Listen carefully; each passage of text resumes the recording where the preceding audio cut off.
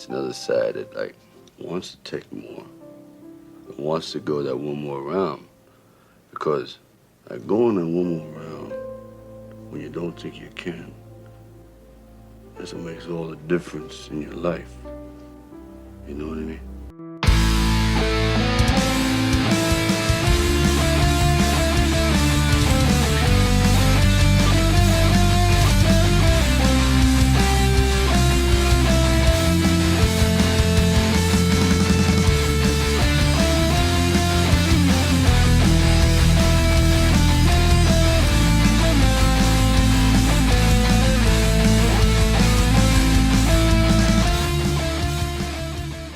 Hello and welcome to another episode of One More Round, the Rocky Series podcast. I'm your host, Ryan. With me today, of course, again, I can't believe it's already been 2 weeks. Katie and Kyle, how you guys doing? I'm doing great. Fantastic. How are you guys? I'm doing really well. Kyle, how are you doing? I'm good. I'm off work this week, so I'm living the easy life. Nice. Good. Yeah, I'm on leave, sort of leave. I'm end of August, beginning of September when I go to my other son's wedding of the year. I've had two sons get married this year, one in May, one in September, so I'll be going to that. Anyways, yeah, I'm excited. It's been a busy day, and we won't say what happened. Let's just say it was a busy news day last night in the States at the time of recording. We try to keep our podcast evergreen, so we're going to have some fun. We're going to take our mind off of certain events right now and just enjoy talking all things Rocky. Before we get into it, Katie, I do have to send you that email. I do apologize. I just realized that Kyle and I have the exact same saying, where you go, they go. That's funny. We were on the same page today, Kyle. And we will get to that part today. I think that's fair to say. We will get to that part. Okay, Katie, the email is coming. And we will be playing trivia as well, old school trivia, questions and answers. If you want, we can do the email if you got it, or we can go right to trivia. Which one are you ready for? Okay. Oh, nope, I got it now. Okay, why don't you go ahead and read it? It's from Michael from the Screen Nerds podcast, our faithful listener / emailer. He's great and podcaster himself. Hey, Ryan, Katie, and Kyle. Some thoughts on episode 10. It's funny how Paulie's jacket kind of matches one of his suitcases.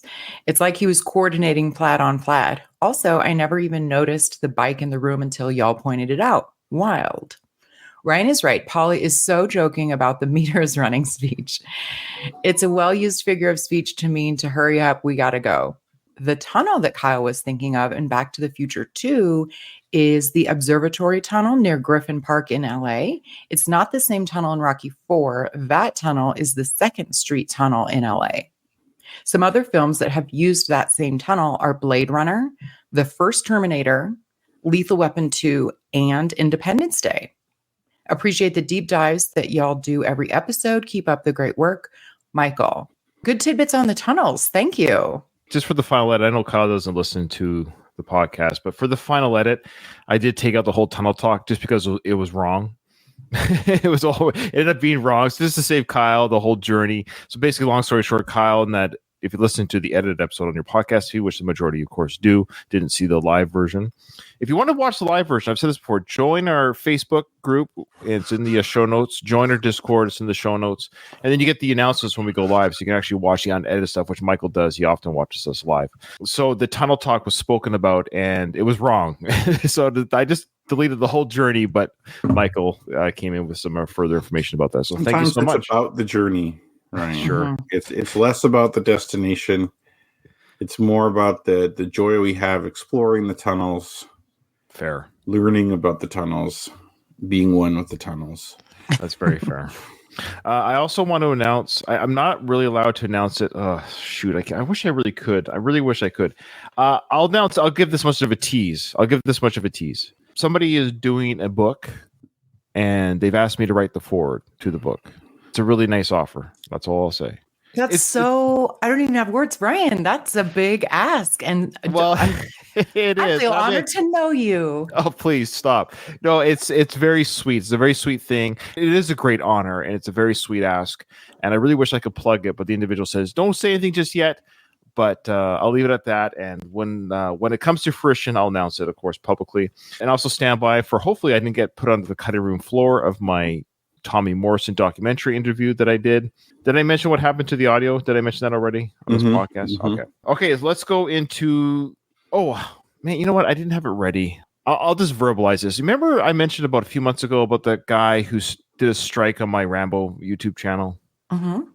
and he was from like some South American country, and he started speaking to me in English, but then he turned to Spanish, so I had to Google translate my English to Spanish to communicate with him. He created a stupid meme with the Rambo picture on a fan making machine gun sounds. Okay, the 3 months had passed, and when the 3 months have passed, the strike gets lifted, so my channel no longer has a strike. Like it's gone. It's come and gone. You're only in jail for 3 months. I can't help. I'm a little bit petty, and I can't help it because it's my channel. You know, you attacked. You know, you drew first blood. You came after me. So I wrote him back, and I said, "Hey." Everything I said to him, I translated from my English to Spanish. So hopefully the translation worked okay. But I said, "Hey, just so you know, the strike's gone. Whatever you thought you tried to do for my channel didn't work. Everything's good to go on my channel, and there's nothing. Just kind of like, just so you know, nothing happened. 3 months has come and gone, and nothing happened. I hope you got what you wanted out of striking my channel," type thing. He wrote back. How did he say it? He said something to the effect of, "I kind of get it." He did some sort of mass, like looking for people that took his meme type thing. So I was one of the casualties of many. So fair enough. It wasn't just me. I think he was trying to say something like that. But then he added something to the effect of like, "Oh, I can do more if I wanted to or want to." So I wrote back, "What is your deal? What's your end game? I don't understand what you're trying to do here." I was like, "Can you just go away?" And he said, "Yeah, I'll go away," type thing. But he kind of threatened it, like, to strike my channel again. Like he had other things. I couldn't even imagine what, because anyways, because I wrote back something to the effect of, because he talked about threatening to strike the channel again, my channel again. And I was like, did you know by threatening that you're actually breaking the YouTube terms of service? You can't arbitrarily strike people. You're not allowed just to go around. You actually will eventually get in trouble if you just go around striking people arbitrarily. But then he came back with, "Well, I can if I want to." But I'm like, okay, I'm done with you. I just want to close the bow on that drama. I know it doesn't sound as good as I'm saying, because I'm actually trying to do it from the top of my head instead of reading the messages back and forth. But by you going back to him and saying like, "See, it didn't do anything," it pissed him off. I think like, so. Let it be, because he could try to strike me again, but then again, it's gonna be the same thing. 3 months will go by, nothing will happen. You know, but there's no reasoning with people like that, though. Like, you're right. You're absolutely right. But there's a small part of you, like, I know you shouldn't feed the trolls. You're not supposed to feed the trolls. I get it, but sometimes you just want to get a baseball bat and beat the trolls, and it's hard not to. Okay. Do you remember where we left off on questions? Like, did we answer who sings "Living in America," for example? Yeah, I'm pretty sure. Did we answer who says "We go"? Yeah, I thought so. What are the colors of Drago's robe against Apollo? Yeah, we did do that. The last one we did was Drago's lines. I know, but that was like a way ago. Like it was a way ago. The last one I have is it was James Brown and then Comrade Big Mouth. Yep. And then that's where we ended. Okay, did we ask what does Paulie call the robot? No. Okay. All right, here we go. Questions. Ready? Here we go. Question 1. What does Paulie call the robot? What? Does he call him it something? What does I have a guess, but I'm not confident in it. I know he says she loves me. Yeah. I'm not gonna I'm not gonna give you any hints. Forget it. All right, so what does Paulie call the robot? Okay. Question 33. What is Drago's wife famous for in Russia? Banging Sly. Okay. What are the colors on Drago's robe when he fights Apollo? I swore we already did that one. I think this is a repeat question. No, we got what are the color of Drago's gloves for the fight against Apollo? That was the question. Would you like me to read all 50 questions again? I can. Because I'm seeing right now, just so you guys know, question 23 was what color are Drago's gloves? Question 34 is what are the colors on Drago's robe? Yeah, you said that. Okay. So what are you saying? I'm saying I think this is a repeat question. Okay, and I'm in telling the book, you, like you're not repeating it accidentally. Yeah, I'm telling you, okay, let me say that again. Question 23 was Drago's gloves. Okay. 34 is Drago's robe. Okay. How's that the same question? Am I? It's not. No. Am I going crazy? Is that the same question? Okay. That's not. I thought what you were saying now. What number are we on now, essentially? We're on number 34. Okay, then never mind. I had the same thought as you, Katie. For some reason, I also remember answering something like that. But yes, and the like that is Drago's. Guys, it's okay. You're remembering very closely, but it's two different pieces of clothing. That's all. Yeah, I swore it wasn't gloves, though, but whatever. Well, memory is matter. a tricky thing. We don't. It have is. to, You're like, right. unless the print has changed somehow in my book. I'm telling you what I'm reading here. I'm not making this up. So I'm going to go back to the audio file when I edit this. I'm going to see if I can find it. For Christ's sake, it's just like this other thing with this Spanish guy. I can't. Well, it's because you know what? I'll tell you what it is. And this take no offense. This is what it tickles me. You're right, Kyle. What it is I hate it when you're right and when people are wrong. They poo-poo you even after you've proven that you're right. They then poo-poo the whole conversation. Not to say you're necessarily doing that. Like that guy who struck me for no reason. He was wrong. I was right. And then I proved to him nothing happened. And I hate it when people get away with being wrong and you, the person who was quote-unquote correct, this gets poo-pooed. And so I'm telling you guys, no offense, you're wrong. We have not been asked this question before. I'm proving it to you by reading the print. And you guys are like, no, I'm pretty sure. Do you get what I'm saying? Do you remember us asking that question though about the road? Yeah, I know. Well, here's what I think. I just do that to with Ryan. But hey, Ryan, no, you're right. You're right. But what is also possible?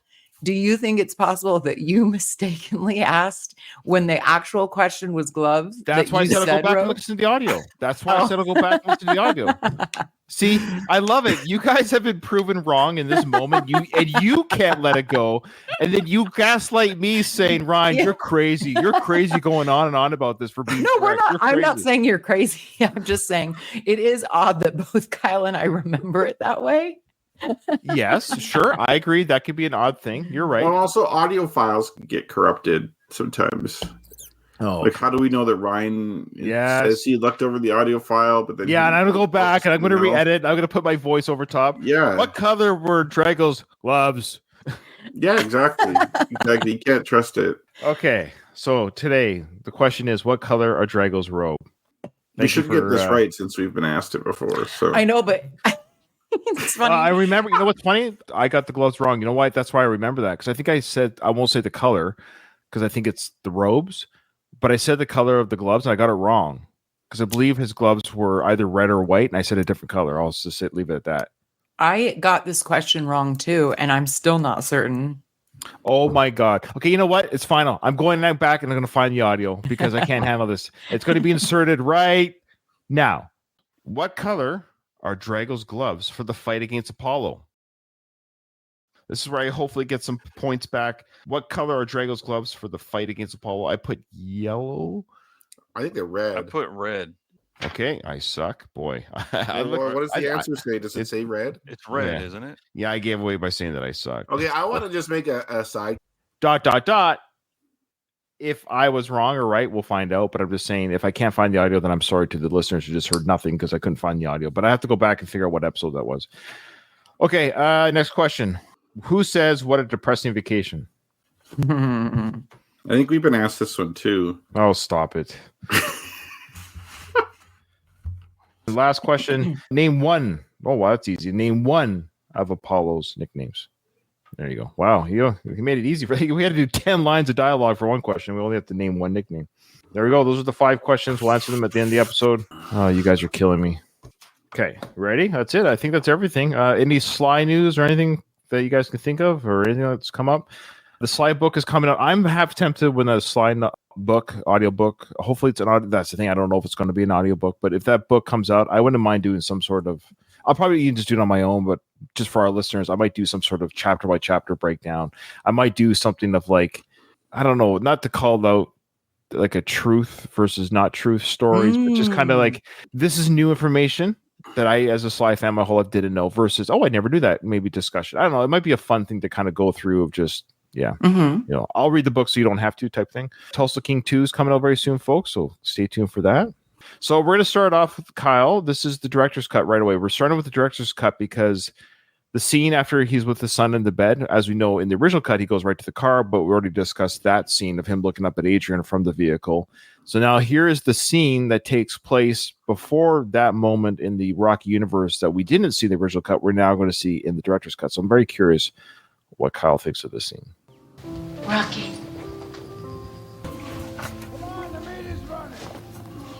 Oh, I guess this is it. I can't make you stay. It is. I gotta go. I gotta go. Rocky, please.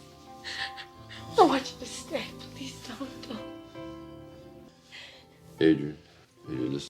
Okay, before we get to that part, I just want to plug a couple things here because you know what? I'm allowed to. So I actually have another podcast right now, and I'm going to put it in the show notes of these episodes from now on because I need people to listen to this other podcast. I do a podcast. It's a mini series podcast on the films directed by Edward Zwick. And I think it's a fun podcast that I do. And Katie's already guested on a few episodes. And we just recorded the Legends of the Fall episode. By the time this is out, maybe the Legends of the Fall will be out. I'm not sure, but I'll still plug the podcast. There was a scene, Katie, if you remember, in that movie, Legends of the Fall, where Tristan is saying goodbye to Susanna and she's begging him not to leave. And this reminded me, this whole sequence reminded me of that whole, I don't know if you got that right away. Yeah, good point. Okay. Katie was a guest on that. Kyle, have you seen Legends of the Fall? No. Oh, Really? Oh. Remember, he's younger than us too, right? Well, but I mean, it was a pretty big movie. What year were you born again, Kyle? 84. So he was 10 when it came out, so it definitely would have been too young to see it. It's funny though. There are films where, but just over over time, at a certain age, over time, sure, but you're still born at a certain age where you miss it, and then you become an adult. This time kind of goes on, and you'd be surprised what films I haven't seen yet. We've talked about it. Like I still haven't seen Raging Bull, for example. I know that is a surprising one. It is because I'm a huge Martin Scorsese fan. Yeah, like I've seen the majority of his films, and and it's a boxing movie, you know. Yeah, I know, and I love Robert De Niro. It's got all the things, I know. But it came out when I was 5 years old, and time just kind of went on, and yeah. I hate black and white shit, though. You know what, Kyle? You might be right. That might be part of the reason. No, Kyle might be right. That might be part of the reason over the years. Like I might have thought about seeing it as a teenager when I was renting movies all the time, but I was like, ugh, do I want to watch a black and white film? Schindler's List sucked, you know. Sucked. I mean, yeah, I didn't see it until I was in my 20s, but no, that's fair. I probably could tolerate it now, but people get a kick out of black and white. I don't get it. I only like black and white movies when that was the time that black and white movies existed. I'm okay with that. Like It's a Wonderful Life. You watch that, you're like, oh well, that's black and white. That's films are black and white. But when you know they could have been color, I don't know why it's hard to watch black and white. It's weird. I did think of another. Sorry, yeah, please. No, please. That's obviously everyone knows, but this is like a week or two after Sly's actual birthday at the time of this recording. So he just turned 78. Yeah. I mean, 78. What's his actual date again? The 6th. July 6th. Oh, so he's had it already? Oh, yeah, he did have it. Yeah. Yeah. He's 78. I know. That's 78. There's a chance. I mean, it probably won't happen, but there's a chance he could die before we're done this series. Yeah, it's possible. Like in the realm of mathematical possibilities, he's at that age now where people are dying. We just lost Richard Simmons at the time of this recording. He was 76, and he was a health guy. You know, he was a ate healthy. He was fitness dude. But he died at 76, and we just lost Shannon Doherty today too, as well. Cancer, I believe. But anyway, so the point is, 78. But then Clint Eastwood, is 91 or 2? So who knows? Oh, Clint Eastwood's like 93 or 4. He's pretty. Oh, wow. I think the key is that these guys keep working. They don't get old, so they don't allow themselves to. A man once said, my father said, if you retire, you expire. You know, my father used to have an expression, to retire is to expire. There's a little hint of the news that just happened. Yeah, you can come extremely close to death at any time. Like 1 inch away, history's different. You can feel death breeze by your head. You never know what happens. True. Holy it's shit, true. man. I do think 78, somebody correct me if I'm wrong, but I feel like that is actually the American average lifespan for a male. No, I don't think it's that high. I don't know. 78 sounds like... Yeah, I think like the average American lifespan total, I think 79 or something. Okay. Look it up. The average American lifespan is only 76 years old. I told you. It's gone down. I swear it used to be 78. I just Googled male and it said the same thing, but that doesn't make sense because American women had a life expectancy of 79 years compared to men's, which is only about 73. 79 and 73. Okay. 73. So if you identify as a female later in life, will you last longer? Is that how it works? Wow. Like, okay, so they're looking at like Japan has a life expectancy of 84 years. Mm-hmm. Canada is 82.6. China is 78. Dude, I didn't realize you all had such that's a pretty significant difference between Canada and America. We're not as stressed out as you guys are down there. Yeah, that's true. Okay. All right, let's continue. So, Kyle, here we go. So, actually, Kyle, what are your thoughts so far? Actually, now we've stopped it because I wanted to stop before this next part comes on because it's a funny scene, actually, I think, coming up. But what are your thoughts so far in the first part of Adrian's plea of him not leaving? It's a very tender scene. When I put myself into that, I'd have a hard time saying no to her. Yeah. Even though the meter's running? Yeah. Yeah. But then it's like you've also committed. This is set in motion. And it's kind of one of those things in life where you have to force yourself to do something. Like there's so certain times in life when you have to do something uncomfortable, but you know it's like the right thing to do. Whether it actually is or not, it's another thing. But in your mind, you know it's the right thing to do.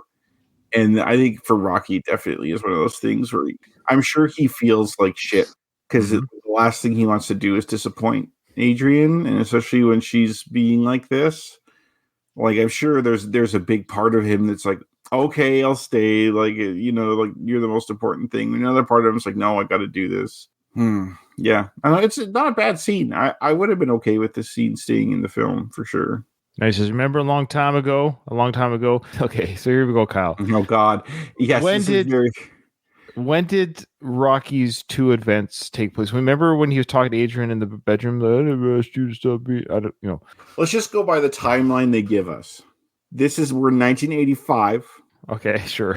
Okay. Notwithstanding all the other things that don't make sense.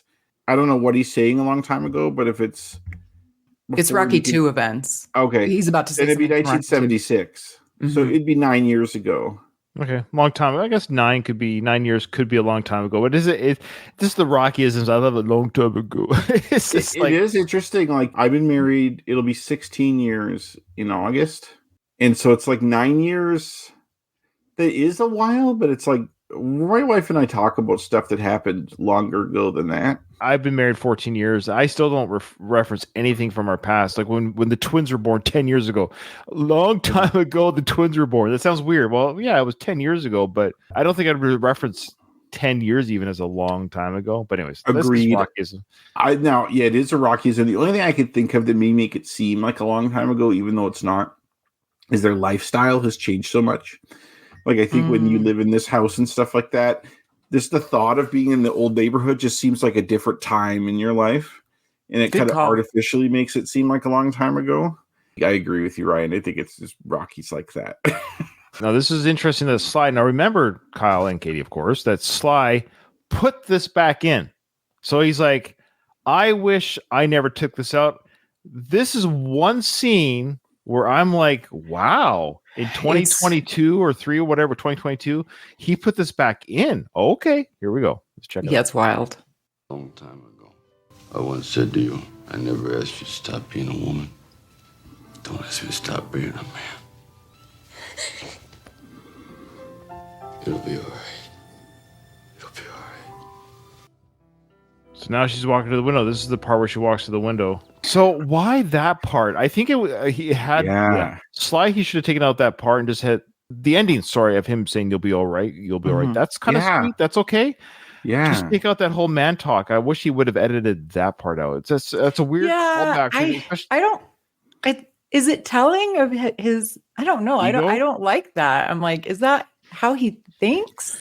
Well, probably. The guy's born in the 40s, man. Yep. It's a loaded term now. But like the idea of like toxic masculinity, sure, which people misinterpret as being masculinity in general as toxic, which is not true. Yeah. Mm-hmm. But it's a certain element of masculinity that can be toxic, and that's kind of in that realm where it's just macho crap. It's surprising, I guess. Partially, I have him on a pedestal, and I shouldn't. But he has 3 daughters that are. I mean, he seems to live a pretty modern life, and that they would school him on things, but he does have an ego, of course, and that's fine. I just found that part of all the insertions back in. I was like, ooh, that's an interesting one to put back in. Because it's a weird callback to a cringy line that we've talked about from part 2, even today. Like it doesn't age well. That line, here's the thing, that line doesn't age well in the 2020s. So the fact that Sly and anyone around him was like, didn't say slimy, because that line doesn't age well in part 2. Why would you reinvestigate it later? It's odd that you would double down on it. Let's play other lines he could have said, wrong answers only.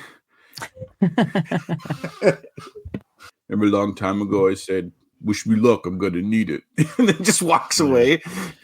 That's pretty good. That's pretty good. Something like that. Yeah, that'd be a fun. I'd have to think about it, but you could. What are some callback lines? Remember when I took you to the zoo? Yeah. She's like, don't leave.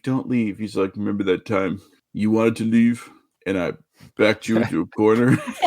Yeah, right? Exactly. We're talking about the things you're not supposed to say today. That's the game. Remember when I essayed you in that corner? Yeah, I know. It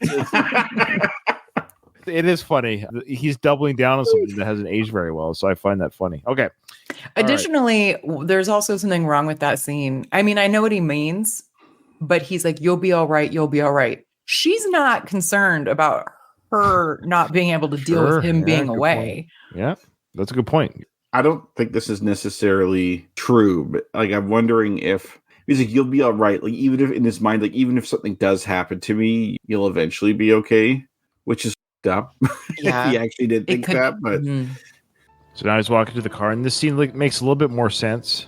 Now he looks up at Adrian. This scene makes more sense now. So this is where it works, having that scene inserted, because they just had that conversation, and then now it doesn't seem so angry anymore. It doesn't seem angry at all anymore. Because before it seemed more like, oh, they're not talking to each other. There's some tension in the house. Like now it's like, okay, well, she's still not crazy about him going, but at least there's no feeling of, oh, she's pissed off or she's angry. Okay, well, why don't we'll go to the original cut. So I'm not going to play the song. We know Burning Heart kicks in, blah, blah, blah. We know the song. I'm just going to mute it for copyright issues. And it's a Russian plane, I think, or whatever there's Russian words on it. It's an old plane. It's a propeller plane. I think we're led to believe it might be like a military flight, which we do in our military, and I know the U.S. does it as well. They fly their troops out in these planes that aren't commercial. So I bet you it's like a military type plane flying from the U.S. here, or this was from, who knows, Moscow. This is just a plane. Like, Russia's a big country. We don't know necessarily. I don't know do we know where he landed? Kind of. There's a sign on a building when he leaves. Because I know the Russian characters, so I moved it into English characters.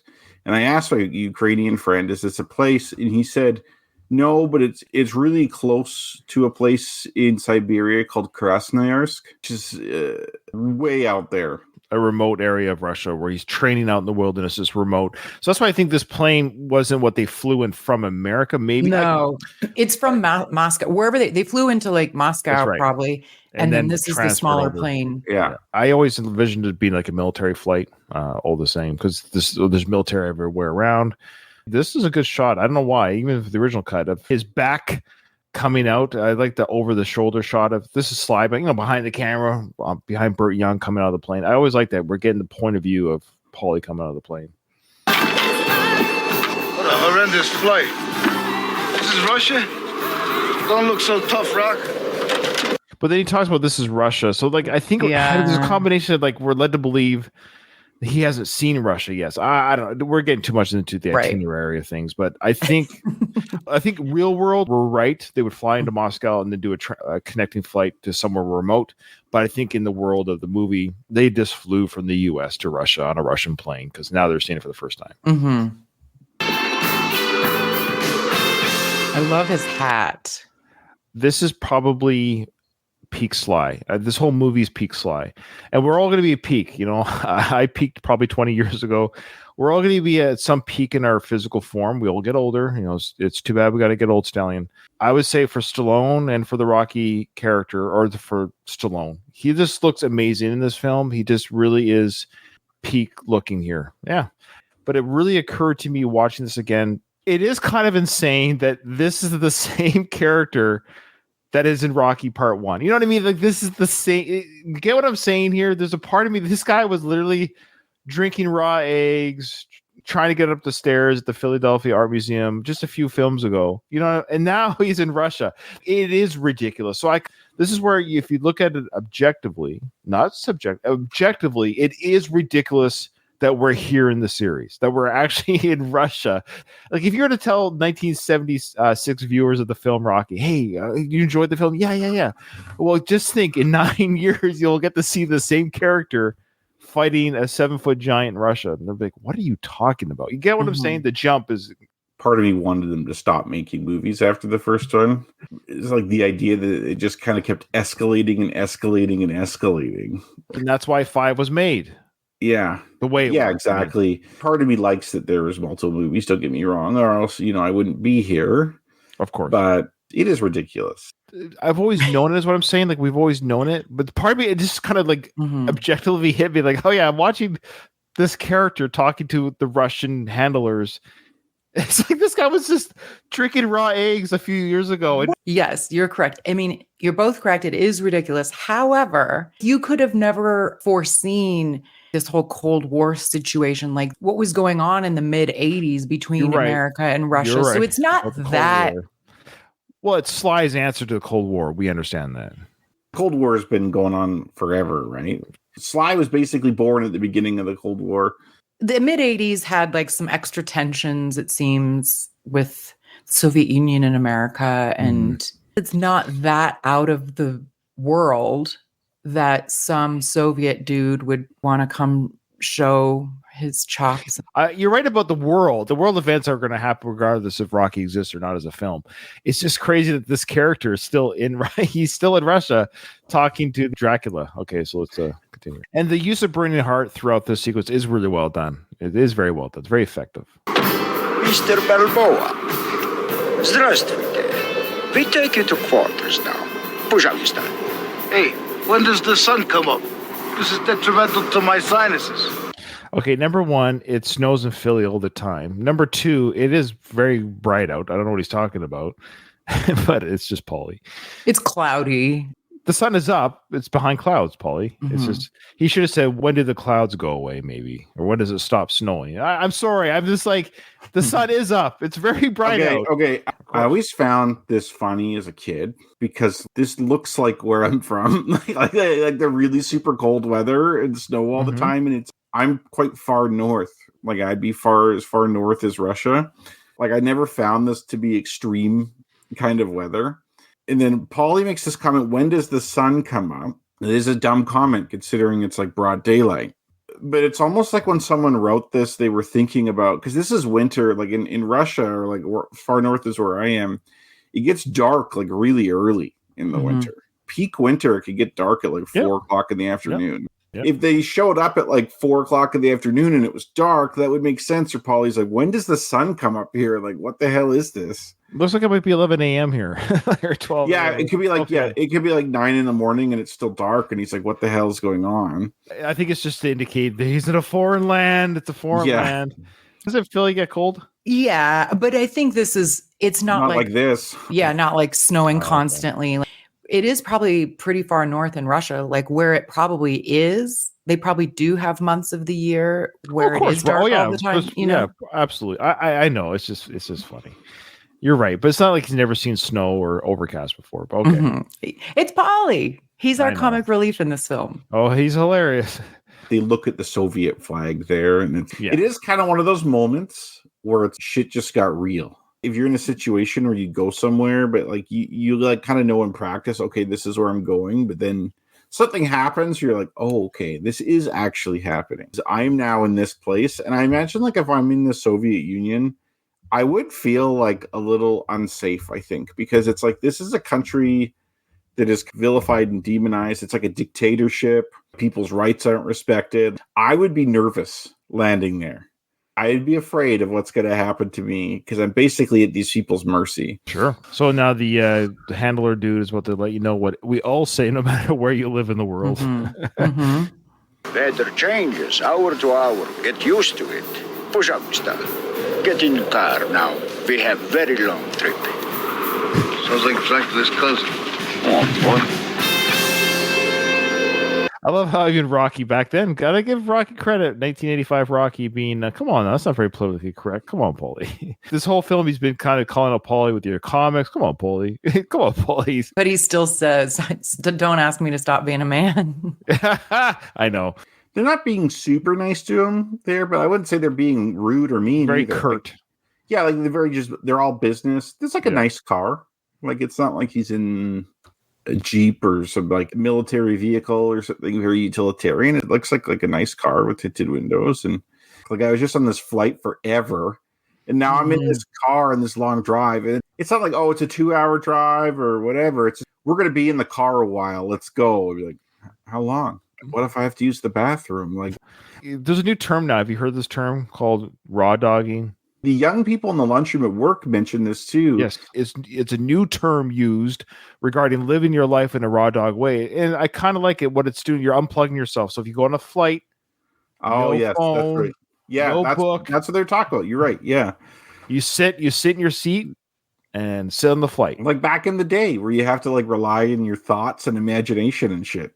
I'm trying to be a better person and in many parts of my life, but I will die forever a cooked dog. I will never be a raw dog. I can't help it. I need stimulation.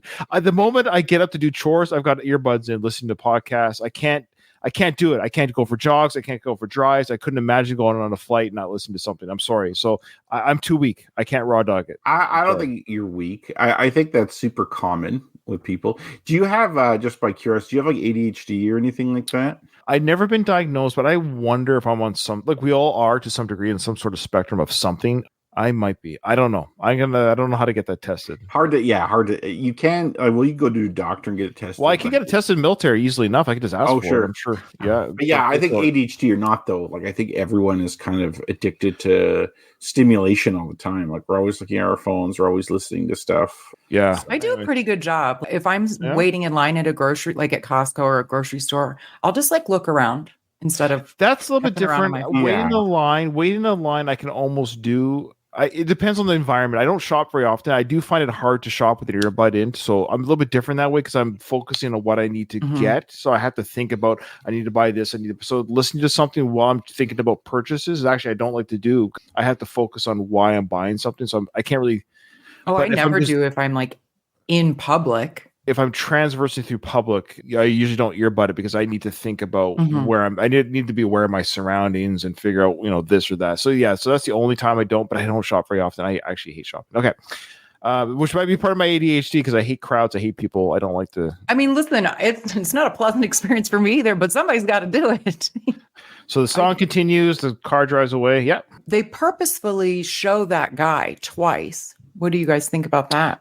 I think they're just showing Sly. I guess it's him. He's the director. He's just showing that they're being watched both by the military, the government, everyone. They're on foreign land, like Kyle was saying. They're on the foreign land. It's real now. Yeah, I think like the military aspect's intimidating. When I was 23, I did a trip to the U.S. I went to New York, like East Coast, like New York, Philly, D.C. It was 2007, so it was kind of removed from 9/11. But in Penn Station in New York, there were 2 soldiers with assault rifles standing guard in the middle of Penn Station. And it felt weird. Like I'm not used to that at all. In a public space like that, seeing guys with machine guns, they were fine. They were minding their business, but they were watching you. And it's like, you feel like you're being watched. And I feel like with Rocky there, with that military guy looking twice, it's kind of like that. What Ryan is saying, like, we're watching you. You're not in like this area where you could just kind of do whatever you feel like. We're in control here. That's interesting that that's what you guys both thought. That's what I took from the whole where you go, they go. You will be watched. I always interpreted them looking at that guy twice just to show us that the Russian people are not happy. He's downtrodden. He's like, ugh. In Russian culture, smiling at people is considered like an intimate kind of act. Like you'd only do that with people you're close to. You don't smile around strangers. They're known for looking sad all the time. Yeah, I hear that. I'm not expecting him to smile, but the look on his face is repressed. Sly's making a political statement with this movie. So that's kind of what I thought he was trying to show us. Could not that Russians by nature are sad. Well, they're very happy. No, I just mean like they're not happy about how they're being treated. The more I've learned about this world, everyone's miserable in every country for different reasons. But in the 80s, that was the whole deal with like Paulie's like, we don't keep our people behind a wall with machine guns. Yeah, I kind of agree, Kitty, because it is kind of showing that Russia's supposed to be this tough place where like people are all business. Like that handler's all business.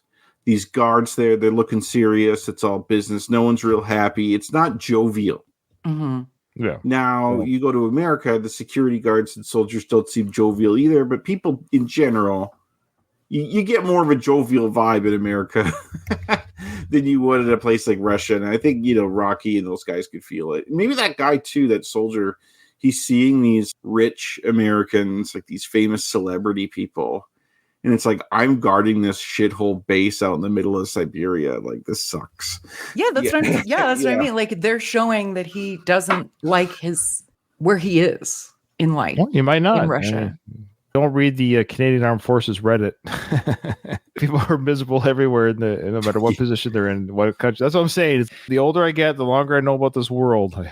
I feel like there's just a lot of, and I don't mean unhappy as in depressed. It's just struggles. The struggle is real for everyone somewhere for different things. I was thinking of writing a book about that. Yeah, like about struggling. Like I was going to call it My Struggle. My book about my struggle would be about finishing writing this book.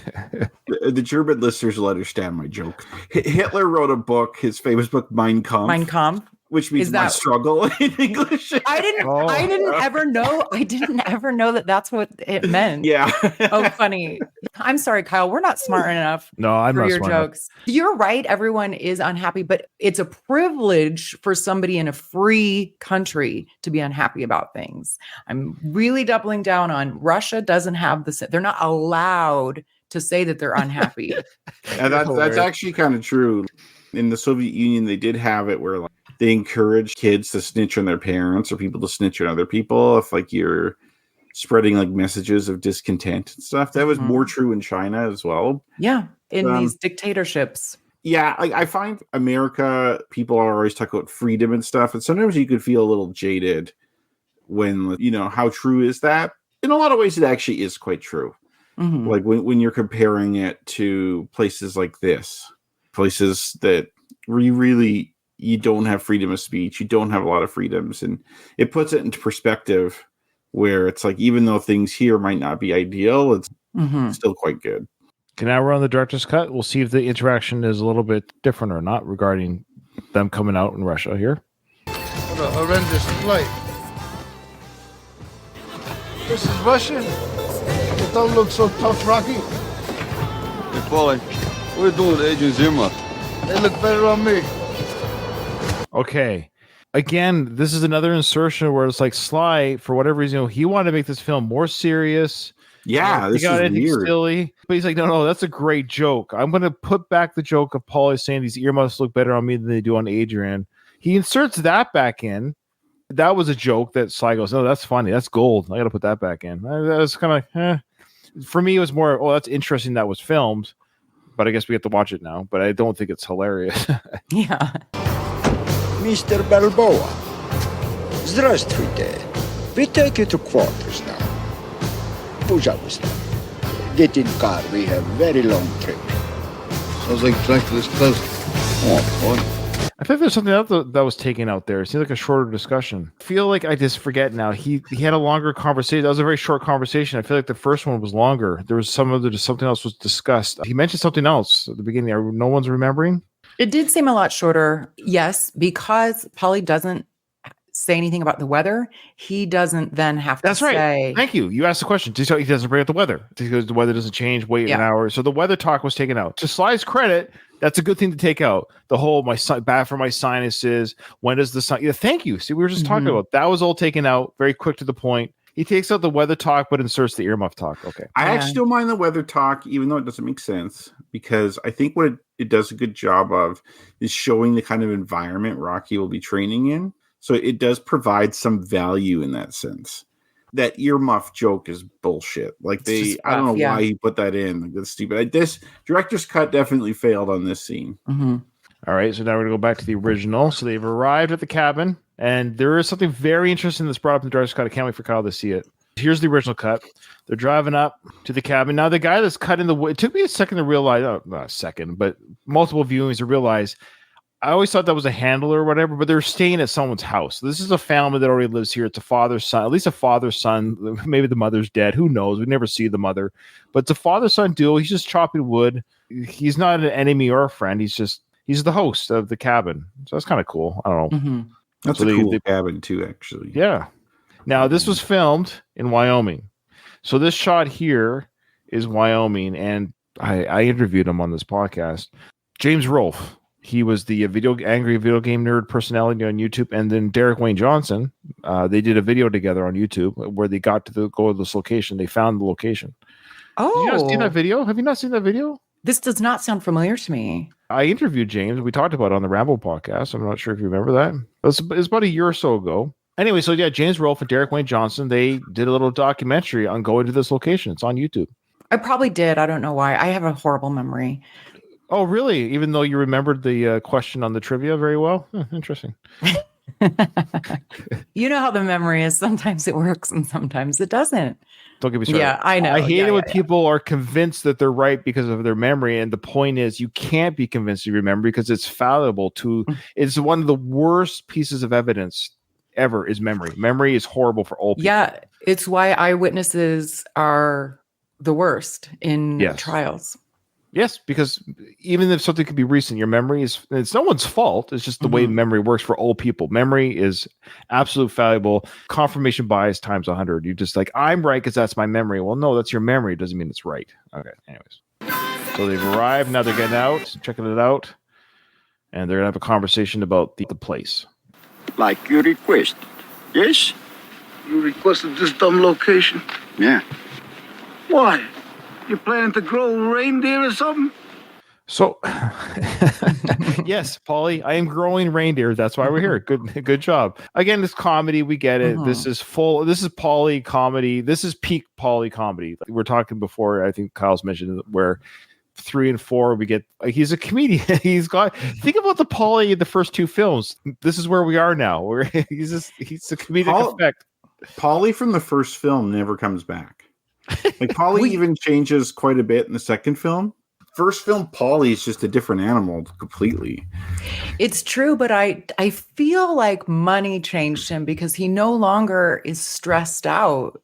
Life's pretty easy now for Paulie. You're right. When he was working for Gazzo, that changed his mood. That's a real thing. If you're going into it, I'm not saying everyone loves their job, obviously. A lot of people just do their job because it's a job. But there's a difference between hating your job and like being okay with your job or finding your job difficult. Paulie in the meat factory clearly hated it there, where it was causing real problems in his life and he was desperate to get out.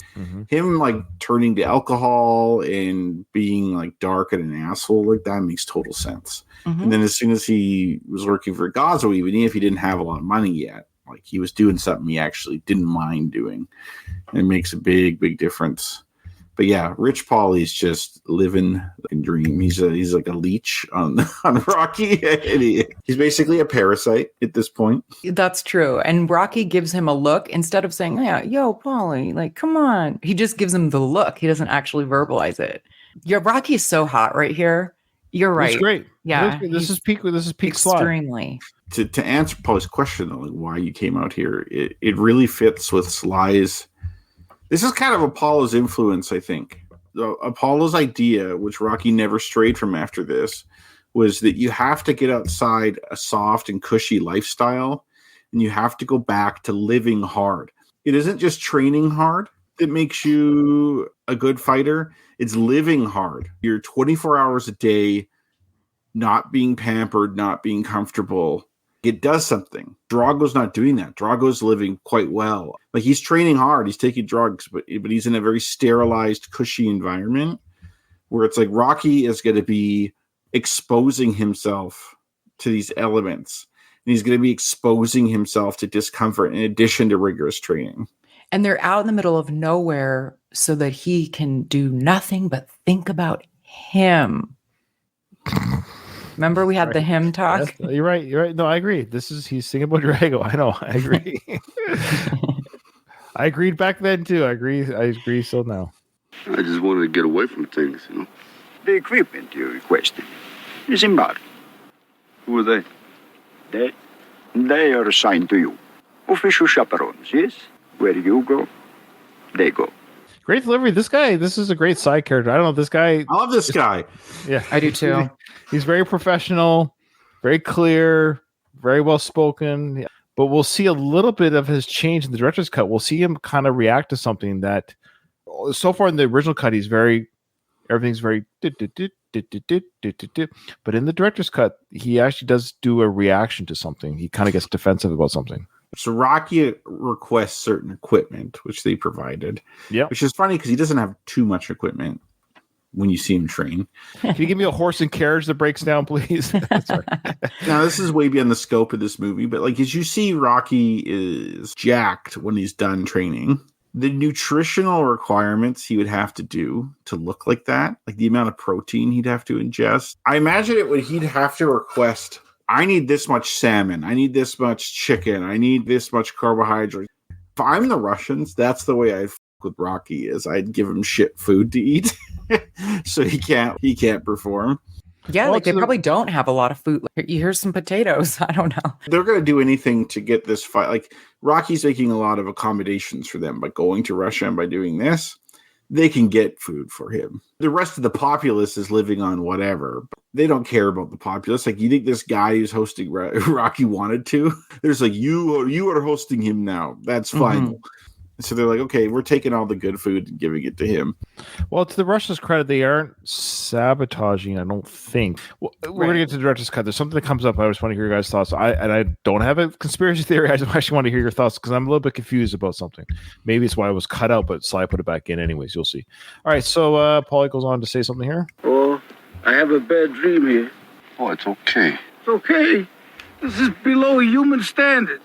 I don't understand that. I have a bad dream here. That's a weird sentence of English. Am I? No, you're right, but it's Paulie. I think he's trying to say I have a bad feeling about this place. I think is what he's saying, but I've never heard that term. I have a bad dream here. In my mind, he's always said I have a bad feeling, and I think it's my brain inserting the word that makes sense. Yeah, rather than the word that was actually said. Why you bring this handicapped man with you? I actually really appreciate the consistency that Sly wrote both Rocky and Paulie with saying things in an odd way. They have a way of speaking. Fair. I just don't understand what that means. I have a bad dream here. I have a bad dream here. He's combining two sayings. I guess so. That's Paulie. There's no antennas. You gotta complain. We'll crack out here. You have everything I have been instructed to provide.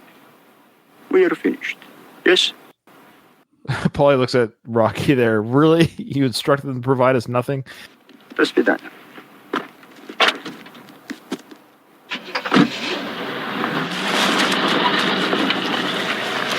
There's that shot there. There you go. There's the classic Sly shot. I don't know. The way he's standing, the way Sly is standing as the car drives away, it's such a GQ pose. Yes, it is. Like, everyone look at me. I know I look good. So this is what I mean. This is what I'm getting at. I get it. I love this film. Our job is to break this film down. This is our job, folks. This is why they hired us. So is this the same Rocky from the first Rocky film? Again, what about my prime Mick? Would the Rocky one Rocky be standing like this now in Russia? It's just Sly Stallone in 1975. Would he have been like this? I think Sly has made this exact change that we're talking about. Mm-hmm. Like I think in real life that has happened. Like he's gone from being this guy, this nobody, who is probably in some ways a lot like Rocky, living in some shithole apartment, bumming around, writing scripts and stuff. Now he's this ultra famous guy who's doing all these poses and going vain. It's like, I think money and fame can get to your head pretty quick. I understand there's a reflection here between the character and the actor. I get it. I guess there's a part of me like, why did Sly still feel the need to write it that way or even act it that way? It would have been interesting had Sly decided, I'm not going to have my character mirror my life. I wonder what that story would have been had he made the character not be who he is, reflecting his life. I wonder if that'd be Rocky 5, because Rocky 5 is like the first time it breaks. Right? That's why he wrote Rocky 5, because his life, his movie started to stink and shite, and so his movie reflected his life again, because his career was like Rocky 5 is like a drastic right. He like Sly's never been poor, and if Sly didn't go full R word like Rocky did in that movie. No, but the idea that he's been humbled, that the character Rocky has been humbled. Sly's career was humbled. He was humbled. He wasn't getting. Anyways, I would have loved to have seen the Rocky character written by somebody. I know it's Sly, like basically like handed over to somebody else, like George Lucas did. I'm just saying. I'm not saying it would have been better or worse. I'm just saying. I wonder what the Rocky character would have been like under a different author. Like start off Rocky, the first Rocky as is. But now hand over the reins to somebody else. It would just been interesting to see how the character would have progressed. That's all. You're right. It would have been interesting. I don't think anyone could do it like Sly because of all these little things that we're bringing up throughout. He is Rocky, and his vanity won't let him be in this. Like this movie, like he's probably coked up, just like banging what's her face. Like, he's like, yeah, I look great. Let's have shots that show me that way. This is his direction. Yeah. He directed the feet up to the face. This is him directing himself. Again, I love this film. It's fun. I'm never bored watching it, but I'm just looking at it really, I guess today is Objective Day, Ryan. I'm looking at this of just like, how did we get here? Like truly, how did this happen? And so it's fascinating in its own right that we're here today. Like this is the Rocky of now. Yeah. I love every minute of it. Well, you're going to love part 5. No sparring? I don't think I need it anymore, Paul. You remember that scene, Kyle, for the director's cut? No sparring, no TV, nothing. How the heck is he supposed to train around here? You got to raw dog it, Paulie. You got to raw dog it. You get it because he's got nothing. He's got no TV. He's got no Rose Bowl. He's got to raw dog it. I found it weird that Paulie mentioned TV and sparring in terms of training. He's like, no sparring. Good point. No TV. Bad point. For him. How are we supposed to train around? But he ties it. No sparring. No TV. How are we supposed to train? It's not like how are we supposed to live around here or how are we supposed to be here. It's how are you supposed to train around here. I suppose you could argue TV, like footage, watching fight footage or something. Is that part of He's about the Rose Bowl. He's about the Rose Bowl. The Rose Bowl. I can't think of a single fighter who says, I don't need to spar anymore, though. Like, okay, keep that in mind for the director's cut. Yeah. Keep that in mind because there is something coming up. And then we'll end it after that. What about the Rose Bowl game? No room service. No room. Kyle, no room service. I bet. I bet. Now, Kyle, I think you mentioned on our Going the Distance podcast version of the Rocky series when we did that podcast. I think it was you because I don't know this well. It might have been you, but you mentioned that the Rose Bowl game would have already taken place or takes place after. No, that wasn't me because would have been Ruben. Ruben would know less than I do about. So maybe had a guess. But I'm 90% sure the Rose Bowl game takes place after Christmas. That's why my co-host at the time said it doesn't make sense that they would worry about the Rose Bowl game because it takes place after Christmas. Rose Bowl, there was one game that took place at Jan 1. Yeah. Traditionally played on Jan 1. Even in the 80s? Yeah, I think so. Well, it says traditionally here, so I imagine that means the 80s, but I really don't know. There you go. So according to a quick Google search and what my guest said at the time, it always stuck with me that the timeline doesn't match up. But hey, timelines in Rocky movies, whatever. I'm finding the date for the 80s one. Sure. Okay, so 1985, it was Jan 1. But it's always either Jan 1 or Jan 2. It doesn't deviate significantly. Unless Paulie thought they were going to be here past Christmas. They're going to fight on Christmas Day and be in Russia for another week afterwards, which would be odd, but they weren't. I got my comics here. What a depressing vacation. Now, why does he think his comics are in the cabin already? He's this ignorant dude from Philly. I get it, but there's a part of me is like he's gone full R word this episode because everything he says doesn't make sense. Like I understand he's frustrated, but he's acting like no one in the right of mind would think that somehow they're going to stock adult comics into his room. Okay, so I'm going to be a little bit mean here. Uh-oh. Katie, just prepare yourself, okay? I'm sure you're not like this, but I have noticed when I'm abroad. Oh, American tourists complain a lot about how it's not like America. Yes. So that's like Paulie's kind of an extreme version here, where he's like, why isn't it like this? Why is it like that? It's like, you're not American, No, you're right. bro. Things are different. I fully agree. It annoys me when I'm somewhere and they're like, oh, I'm like, what? Yeah, I don't get that impression from you that you'd be like No. that. And I'm not just saying that to be nice. Paulie reminds me too of like some New Yorkers have a reputation of they never leave New York. That's all they know. Like I think Sam Morrell, who is also from New York, calls them city hicks. Oh, I've never heard that, but I like that term. That's funny. Or like Paulie has probably just been in, other than maybe going to like Vegas or something like that, pretty much just been in Philly his whole life and never really leaves. 100%. He doesn't understand that when you go somewhere else, it's not like Philly. Like that's all he knows. You're right. He's like, I bet they don't even have room service here. Well, have you seen where you are? Of course they don't have room service. Maybe they do. He hasn't walked in there. There could be a caterer right now waiting for them inside. You It's never true. know. All right, here we go with the classic. All right, what a depressing vacation. And again, Paulie, this was never a vacation. It was never advertised as such.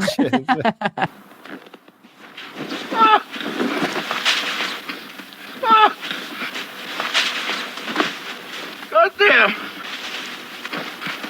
Where's he walking? Yeah, exactly. I love that. It's one of my I feel favorites. like his brain was taken out, turned upside down for this whole plane trip. Why did he decide to walk off the packed snow part, walk into the yard part of this cabin in the opposite direction of the cabin, just to stumble and fall? Kyle, give me your Paulie. Katie, what's yours? I can't. Oh, I'm too like laughy. Wow. All right. Party of Kitty and Studs. All right. Okay. Now let's just go quickly to with the director's cut. Now, unless anyone thinks I'm being too critical, I'm not. I'm not being critical in the sense of like truly. Here's the thing. When I bring things up, it's not that I believe or subscribe necessarily to everything I bring up, but I bring up things that people may be thinking, have thought, could think.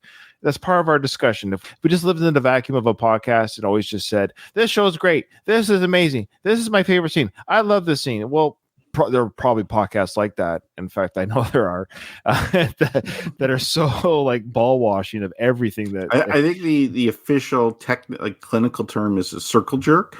Yes. So what I like to do is I like to bring up conversational points. So I just want to make that clear because we did have a comment where we were being too critical. It's not about being too critical. Oh, really? Again, it was a couple episodes ago. Like, it's not about being critical, but it's like we are a podcast dissecting the film and we're bringing up points that maybe some of our listeners will feel validated that we bring up. I listen to some podcasts, Katie, you know which one I'm talking about, where everything's gold. I listen and I'm like, well, that's not necessarily true. And I'm not engaged listening to this. It's a vacuum. It's boring. You're not engaging me. Challenge me. I want to, as a listener, also be challenged by you and not fight back in my head. But I want to go, hey, I don't quite agree with that, but I'm going to keep listening to what you have to say. And then you send us an email and you get mad at us. Okay. So here is the conversation now. Let's see how it's different. Like you request. Yes? You requested this dumb location? Yeah. Why? You planning to grow reindeer or something? The equipment you requested is in bar. All right. So they kept the reindeer joke in. Mm-hmm.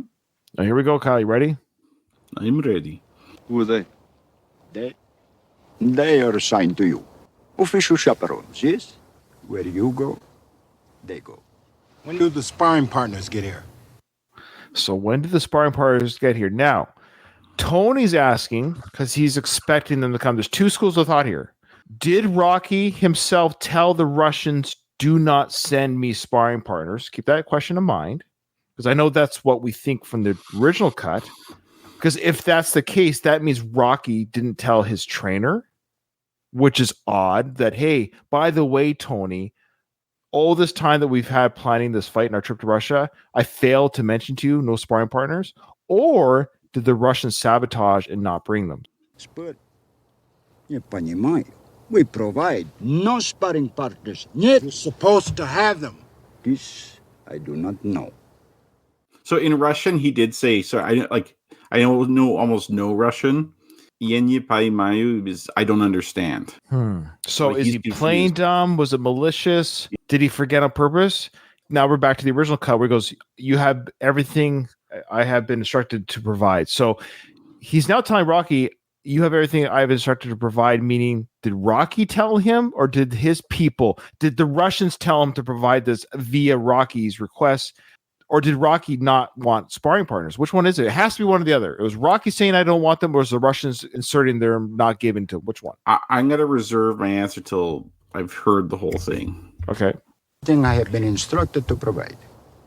We are finished. Yes? До свидания. I have a verdict. Russians fucked them. Pretty sure. The Russians sabotaged them by not providing sparring partners. There would have been communication between Rocky's team and the Russians, listing everything that they need, including the equipment, which he already made reference to, and sparring partners would have been another one. I don't think it would be Rocky communicating with them necessarily. It would be Duke or someone representing Rocky. Even if it was Rocky, Duke would be in on this. There's no way Rocky and Duke would be divergent here, I don't think. That's what I mean. There's no way that Rocky would have sabotaged Tony like that. Yeah, and why would you not want sparring partners? I don't see that.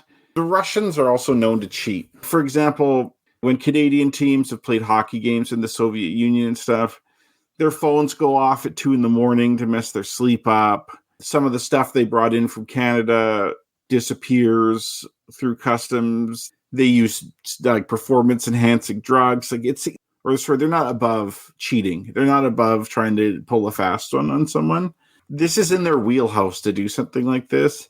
And I think Rocky, what I gathered, just the way he was quiet like that, I think he's just being accepting.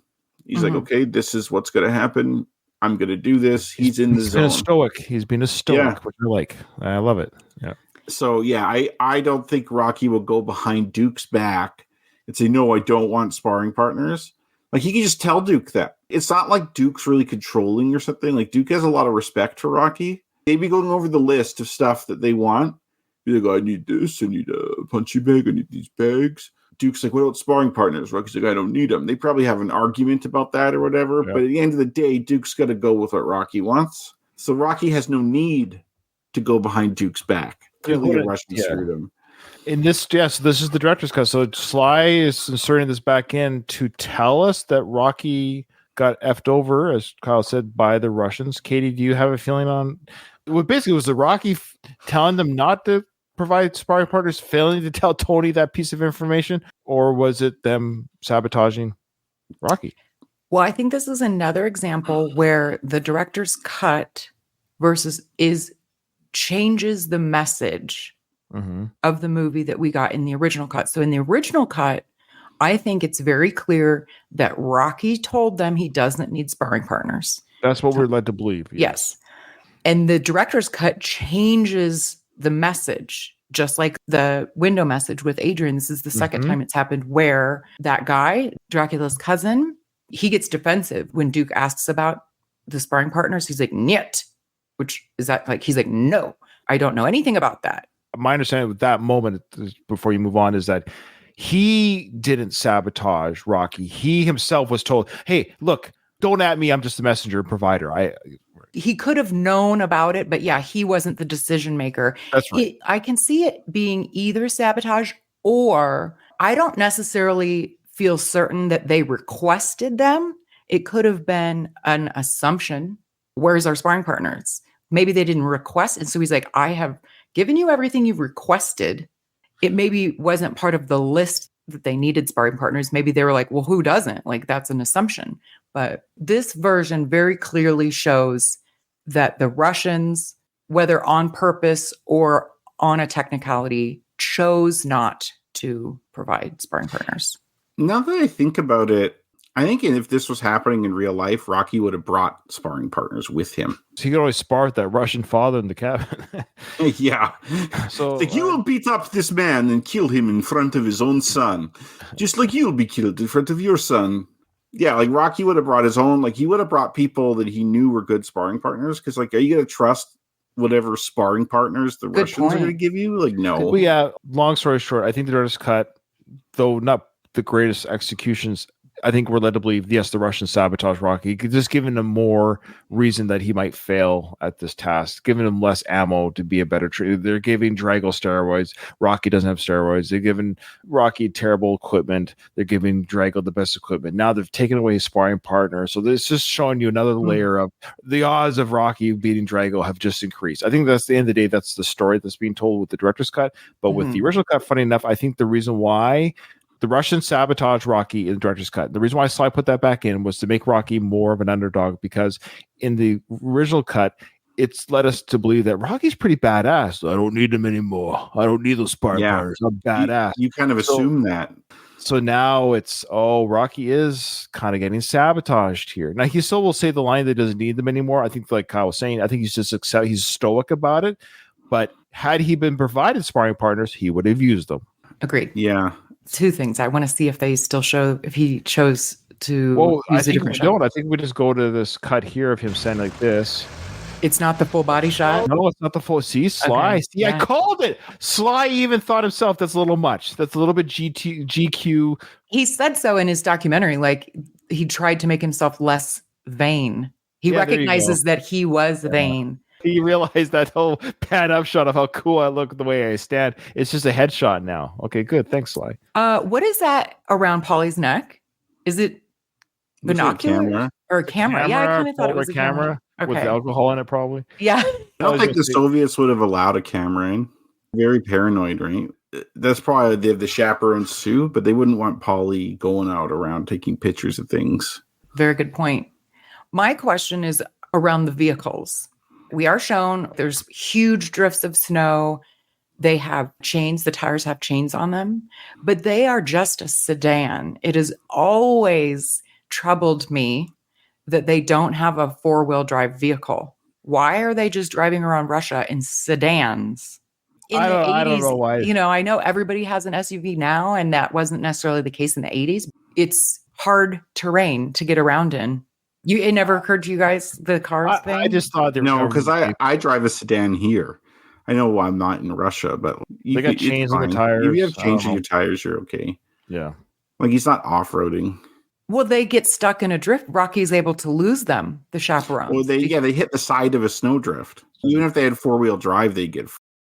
Could they get it'd be higher up. It'd be higher up. Wedged in between two snowdrifts. You'd have to have a tank to not get. I was gonna say, imagine they had like they get out with two snowmobiles. They chase after Rocky going up the mountain. They're going like a James Bond film. That's a very good point. Okay, well, that is probably the American in me then. Oh, maybe. I'm like, why don't they have four-wheel drive? All right, we'll see how this part ends. So Paulie's going to say no sparring. I don't think I need it anymore, Paul. So that could just be there of him just being stoic about it. I agree. Maybe a philosophy that I'm trying to live better by and be more stoic about things. You can't control what you can't control, but you can control how you react to it. Mm-hmm. No sparring, no TV, nothing. How the heck is he supposed to train around here?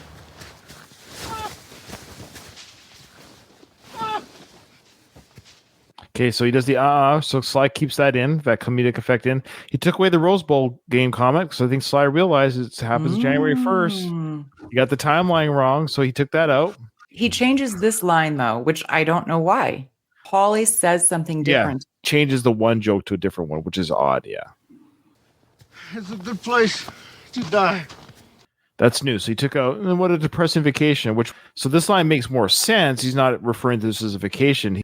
This line kind of bugs me too, because he's saying this is a good place to die. So yes, he's saying this place sucks. It's terrible. It's a tundra. I can see myself dying here, but then he just finished complaining. Why is it a good place to die? It should be, this is a horrible place to die. I can't believe I'm going to die here, but it's odd that he now calls it a good place to die. That doesn't make sense. That's bad writing. I like depressing vacation. I like depressing vacation better as well.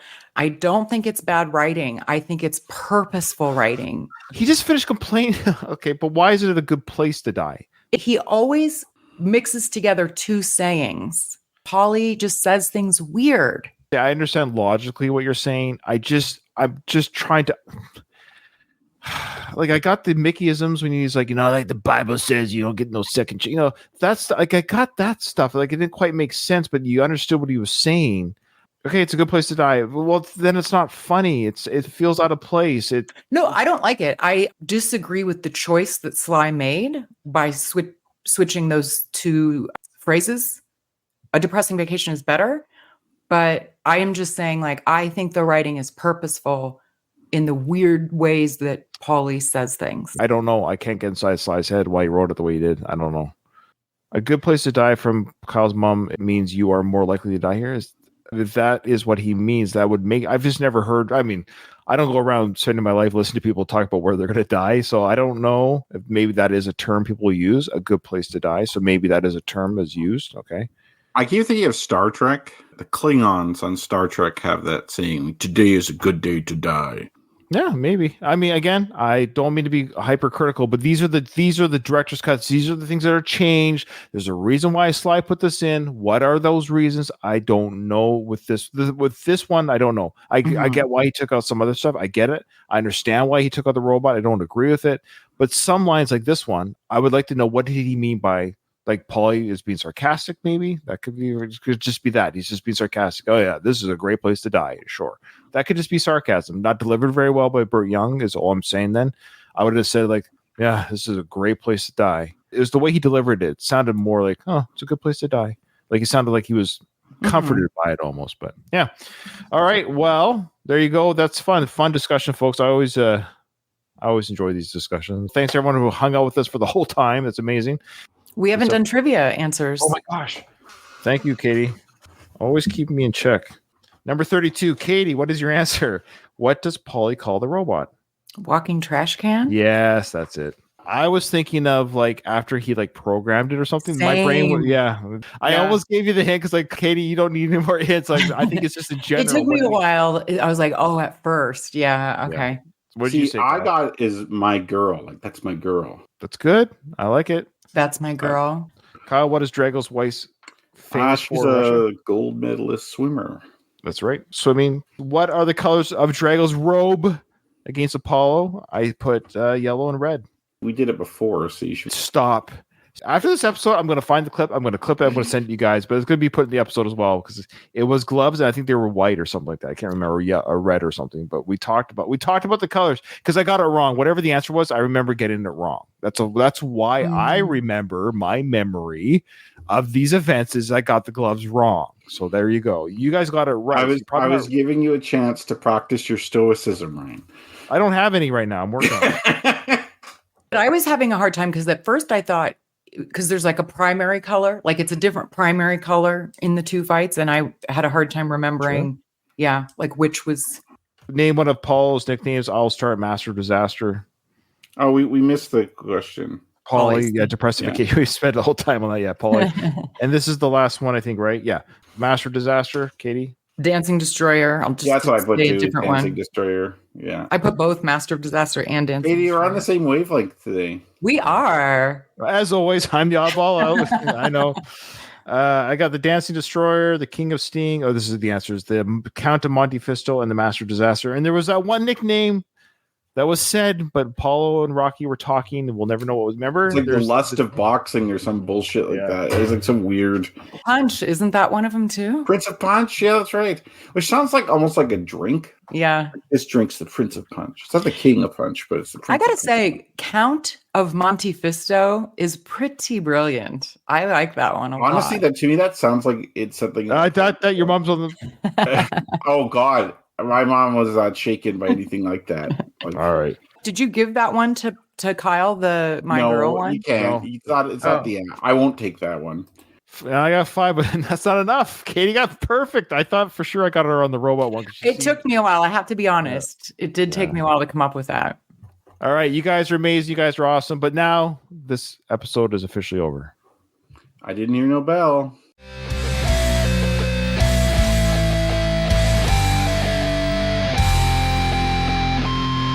I just want to say